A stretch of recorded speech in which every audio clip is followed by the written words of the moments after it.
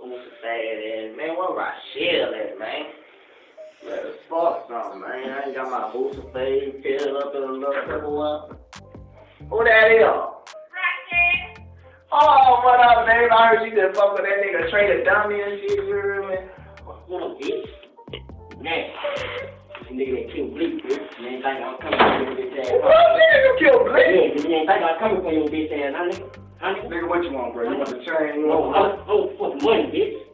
I want everything. Hold on, bro. Let's get it. Hold on. Let's get it, man. Here's the money. Let's get it. Bitch. No, look, here's the money. So I'm gonna do right now. I'm gonna give you that new Boosie CD, man. You know, before, after you kill me.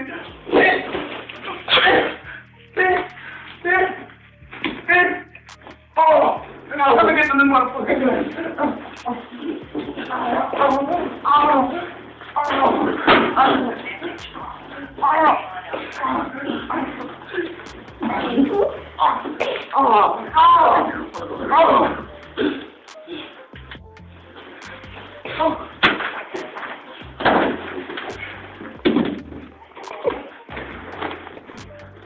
You come stand there, you get hit with that, bitch. Big dick on that Boosie Badazz, asshole. Man, you messing for Slim, man. Messing for Slim? Yeah, Bitch, you work for Loco? no, it's messing. You work for Loco? Ain't crazy, man. Bitch, you say you, man. This is what you feel, man. He told me to snitch and die, man. It's a dirty, dirty world that we live in. Who the fuck that is coming? Right here, nigga. Huh? Uh-huh. You can't make it. Somebody slashed out your tires? Slashed out my bitch tires, nigga.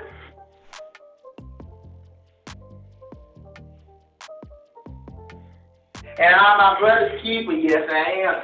When word first spread through Baton Rouge that Boosie's alleged hitman had been convicted for the murder of Bleak, a man who was once considered family, the streets lit up with rumors. Some people said it was inevitable. Others claimed there was more to the story. But no one expected what happened inside that courtroom the day the sentence came down. Boosie got a lot of victims.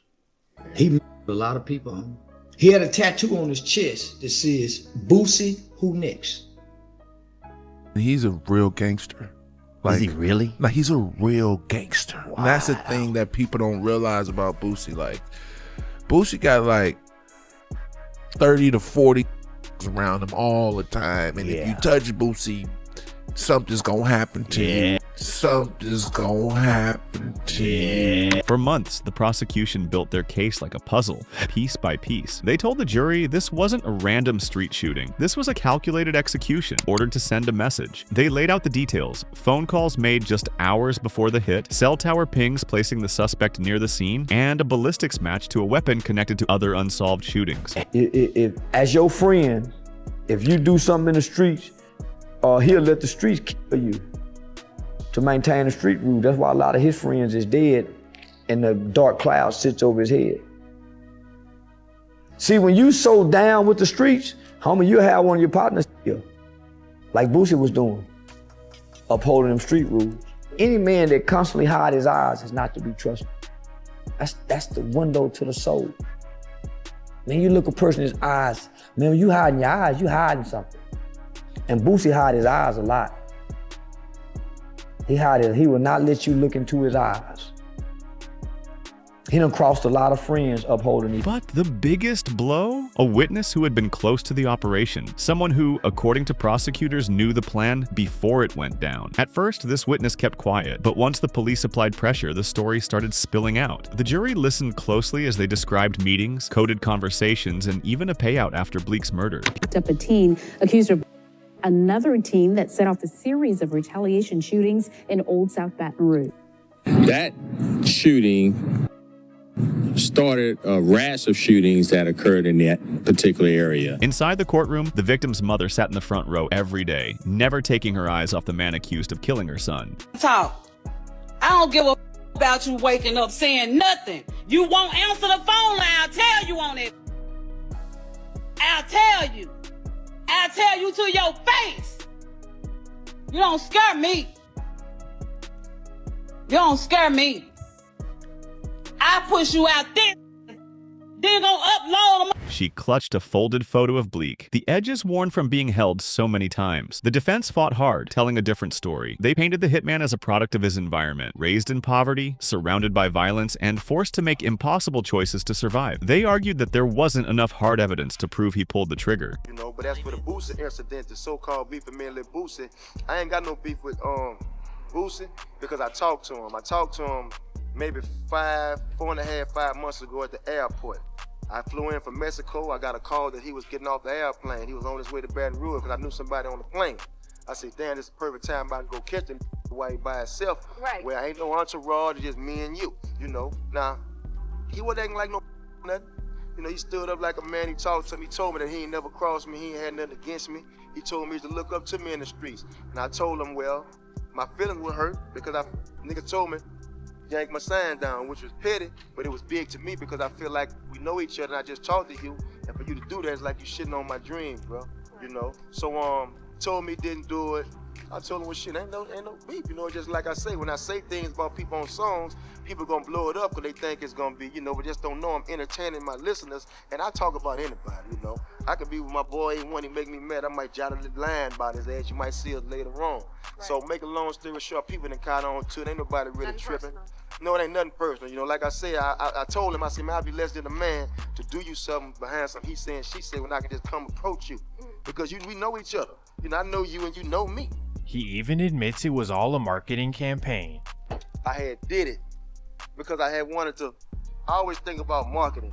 You know what I'm saying? I thought it'd be an easy way to catch people's ear, and it worked. It did. You know what I'm saying? I did it. I took Boosie's album cover, took him off, put me on it, and I did it. But once you listen to the album, I had no diss. It wasn't a diss record. It just was something I wanted to just be different, be exclusive, you know? A lot of people took it the wrong way. A lot of people understood what I was doing, and they commended me for it, and the music spoke for itself. They told the jury, if you're not 100% sure, you can't take a man's life. But in end, the jury didn't see doubt. They saw a cold-blooded killing. When the verdict came back guilty on capital murder, the room felt heavier. The next phase was sentencing, and prosecutors made it clear they were going for the maximum, death. Again, the Sheriff's Department says local rapper Torrance Hatch, better known as Lil Boosie, was arrested today on aggravated second-degree battery charges from a fight they say happened at his house on April the 12th. Sheriff's officials say when Boosie and a few others showed up at the house, there was some sort of a confrontation about the man stealing one of Boosie's necklaces. We're told that's when a fight broke out. Fists and possibly even a vase were used in the fight. One man was taken to the hospital with non-threatening injuries. Courthouse in Baton Rouge, where the jury has returned a not guilty verdict in the murder trial of Torrance Hatch, Lil Boosie.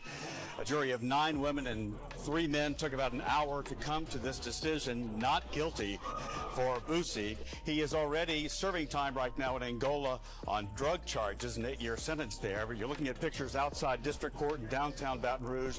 There was a huge crowd inside, outside the courtroom. On sentencing day, the gallery was packed with reporters, family members, and locals who'd been following the case. The judge read the decision slowly, every word hitting like a hammer. I hereby sentence you to death. At first, the defendant just stared forward expressionless. He'd been through the whole trial without breaking. But then, something no one expected happened. He turned his head, looked directly at the victim's mother, and said in a low voice that carried through the room, I'm sorry, I know I can't bring him back. I was wrong. There was no response. The mother just held his gaze, her face a mix of grief and defiance. Some people in the gallery shifted uncomfortably. Others tried to hold back tears. Even the court reporter lifted her head from the machine, just for a second. Deputies stepped forward, cuffed his hands, and began to lead him away. As he walked toward the side door, he glanced back once more at the family, maybe searching for forgiveness, maybe just taking one last look at the damage his actions had caused. Outside, the scene was chaotic. Cameras flashed, microphones were shoved forward, and reporters shouted questions. The prosecutor told the media it was justice served. The defense attorney admitted this was one of the most difficult cases of his career, saying, my client wanted to speak from the heart. He knows it won't change the outcome. The victim's family left quietly, avoiding the swarm of press. They didn't need to say anything. Their expressions told the whole story. In Baton Rouge, this case became a symbol, not just of one man's death, but of how deep the code of the streets runs, and how quickly loyalty can turn into betrayal. People debated whether the apology was real or just a last-minute move to save face. But whether it came from guilt or fear, it's the moment that will be remembered long after the case fades from headlines. And now, with the death sentence handed down, the clock is ticking. Appeals may be filed, lawyers will keep fighting, but for the hitman who once worked in the shadows, path ahead is clear, and it ends where the state says it will. Because in this story, there are no happy endings, only loss, regret, and the cold reality of a life taken, and another about to be.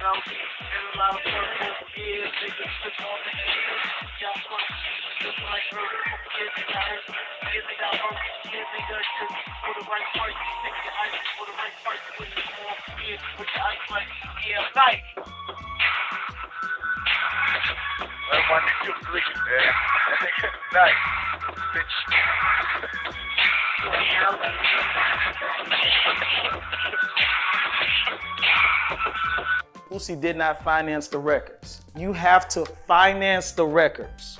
Boosie did not give Blue an advance. You didn't reimburse him for studio time. You didn't pay producers.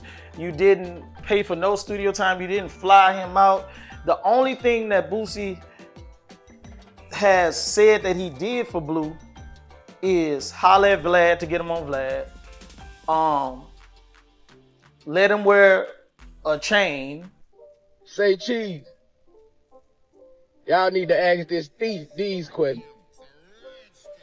Why you and Blue couldn't call Boosie and tell him about the deal? Why did it have to be behind his back? Why did you have to forge his signature? If he knew nothing about the deal, why did you put his signature on the paper? Why are you always being accused of stealing from your brother? He agreed to restructure Blue's deal to make it non-exclusive. Me, Boosie, and Blue sat down. Who advised you to sign that contract? Because Boosie was in the hospital sick or something, right? No. Where was he at? We don't know where Boosie got that timeline from. You have to understand our business relationship. It's hey, Boosie, can you get on the phone? You need to be on this conference call. We need to watch the budget. You handle it. You have to be on top of this shit. Sit down like this, man, Boosie, hey, look, he can get out of his contract because we didn't do X, Y, and Z. I get that. Okay? Instead of us not getting anything, let's let somebody else put the money up, and then we come back and just collect. This is how we've always done business. I've signed every show that you've ever seen Boosie at that's posted on a flyer. Boosie did not sign the actual contract to that show. Every deal, our business relationship is Boosie, here are the numbers. You cool with this? Here are the terms. All right, bam. And once, unless they're in person, I'm signing that digitally.